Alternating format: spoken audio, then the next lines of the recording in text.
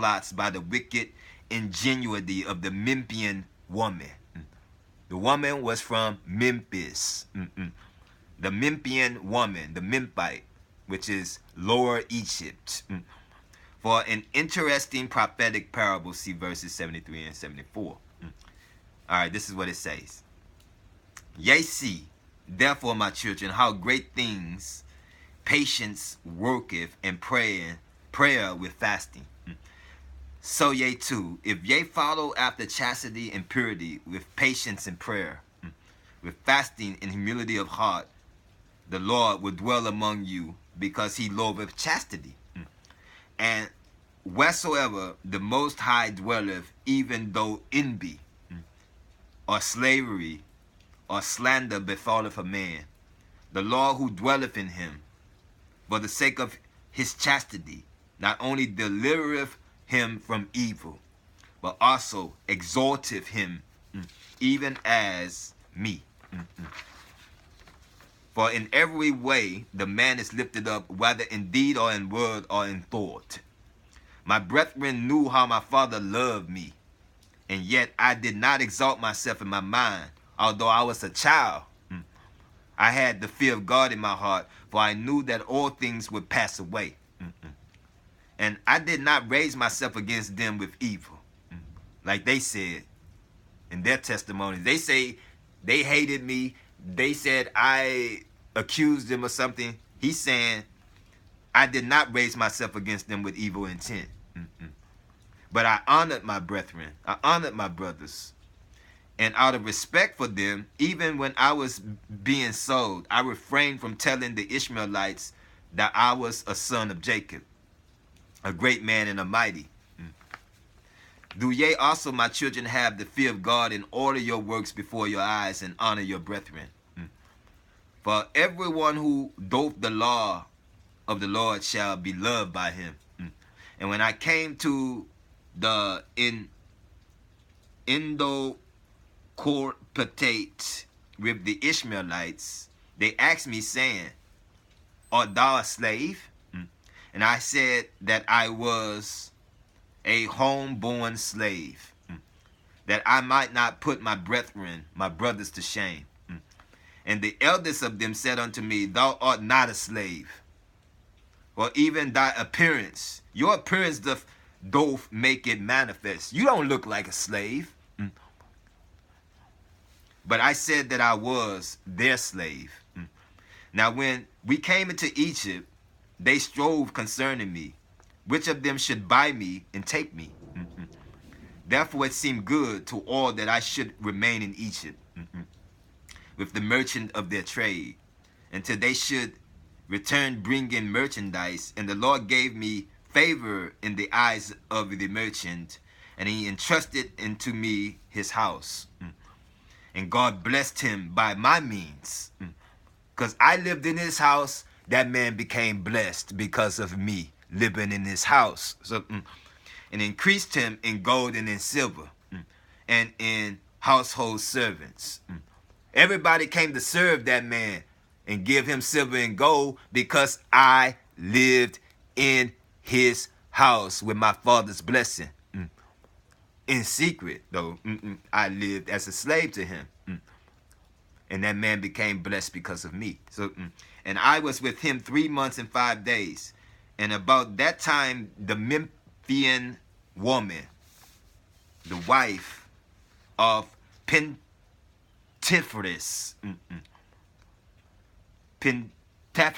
came down in a chariot with great pomp, because she had heard from her eunuchs concerning me, and she told her husband that the merchant had become rich by means of a young Hebrew. And they say that he had assuredly been stolen out of the land of Canaan. So now therefore render justice unto him, and take away the youth to thy house. Take him to your house, so shall the God of the Hebrews bless thee. But grace from heaven is upon him. And Pentaphrus was persuaded by her words, and commanded the merchant to be brought, and said unto him, what is this that I hear concerning thee, that thou stealest persons out of the land of Canaan? and selleth them for slaves. But the merchant fell at his feet and besought him, saying, I beseech thee, my lord, I know not what you are saying. I don't know what you're talking about. And Pentephorus said unto him, Whence then is the Hebrew slave? And they said, The Ishmaelites entrusted him unto me until they should return. But he believed them not, but commanded him to be stripped and beaten. And when he persisted in this statement, Pentephorus said, Let the youth be brought. And when I was brought in, I did obeisance to Pentephorus, for he was third in rank of the officers of the Pharaoh. And I believe the Pharaoh of that time was Senusert or Sesostris, King Sesostris of the 12th dynasty. So, and he took me apart from him and said unto me, Art thou a slave or a free person? And I said, A slave. And he said, Whose? And I said, The Ishmaelites. And he said, How didst thou become their slave? And I said, They bought me out of the land of Canaan. And he said unto me, Truly thou liest. You're telling me a lie. And straightway he commanded me to be stripped and beaten. He beat me up. He had me beaten because I told the man a lie. I didn't tell him the truth about my brothers selling me, throwing me into the pit. I didn't tell them the truth. They beat me and stripped me. Now the Memphian woman was looking through a window at me while I was being beaten. For her house was near, and she sent unto him, saying, Thy judgment is unjust, for thou dost punish a free man who hath been stolen, as though he were a transgressor. And when I made no change in my statement, though I was beaten, he ordered me to be imprisoned until he said the owners of the boy should come. And the woman said unto her husband, Wherefore dost thou detain the captive and well-born lad in bonds, who ought rather to be set at liberty and be waited upon? For she wished to see me out of a desire of sin. But I was ignorant concerning all these things. And he said to her, It is not the custom of the Egyptians to take that which belongeth to others before proof is given. This is therefore, he said, concerning the merchant. But as for the lad, he must be imprisoned. Now after 24 days came, the Ishmaelites, for they had heard that Jacob my father was mourning much concerning me. And they came and said unto me, How is it that thou sayest that thou wast a slave? And lo, we have learned that thou art the son of a mighty man in the land named Jacob. And thy father still mourneth for thee in sackcloth and in ashes. Your father's name is Israel. Why are you saying you a slave? Okay. And when I heard this, my bowels were dissolved and my heart melted. And I desired greatly to weep.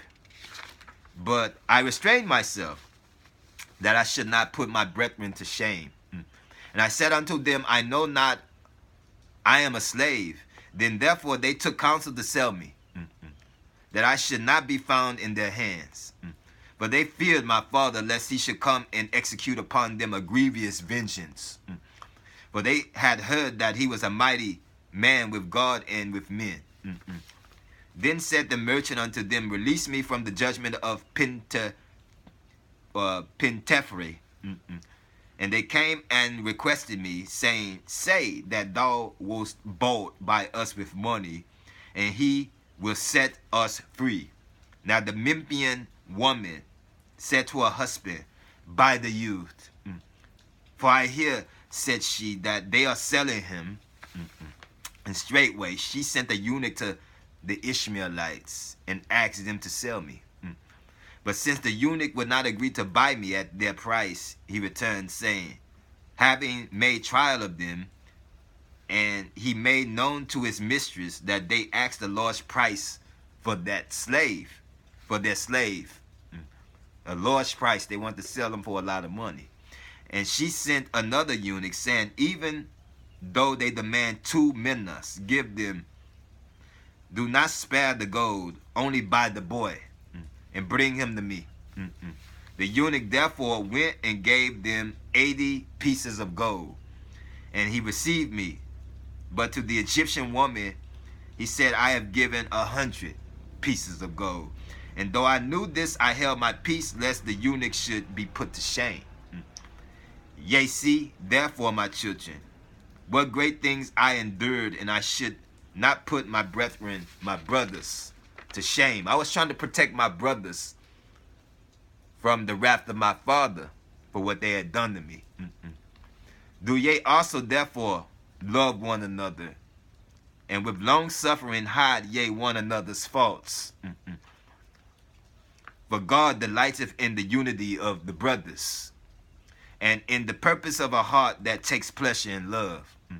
And when my brothers came into Egypt, they learned that I had returned their money unto them, and upbraided them not, and comforted them.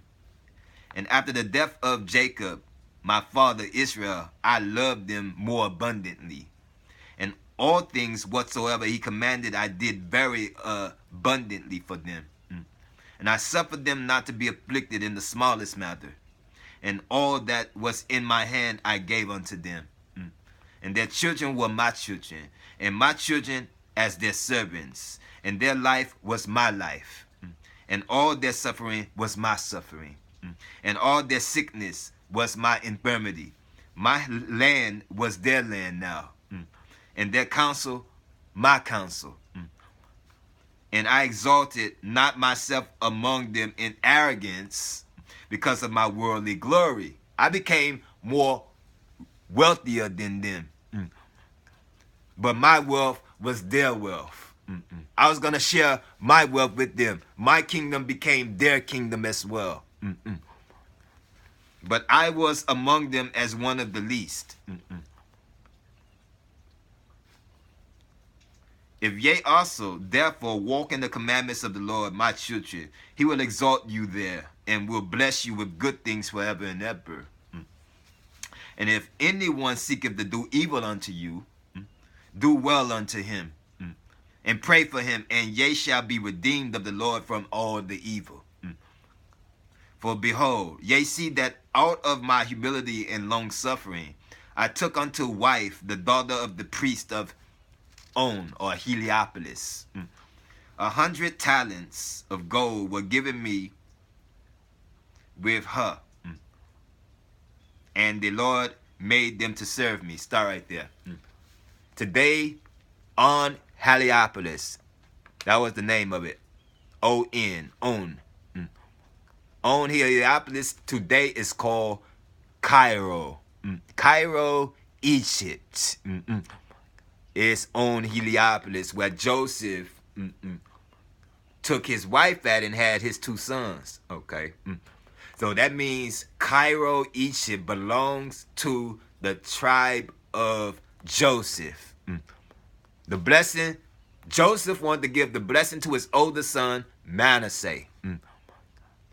Ephraim was the younger son. And this is what I wanted to talk about before in that other program when I said the younger son was given the blessing over the older. And I say that would later become a problem. And it did. And you saw that in Naphtali's vision about the future of his people. He said the house of Joseph tried to fight the house of Judah. And Ephraim had the blessing over Manasseh. So Ephraim was the tribe that didn't want to do what Judah told him.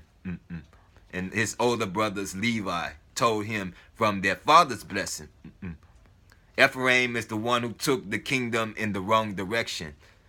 And they later fell out of God's grace. And that's why it's called the mythical lost tribes of Israel, because of what Ephraim caused the other tribes to die. The tribe of Ephraim.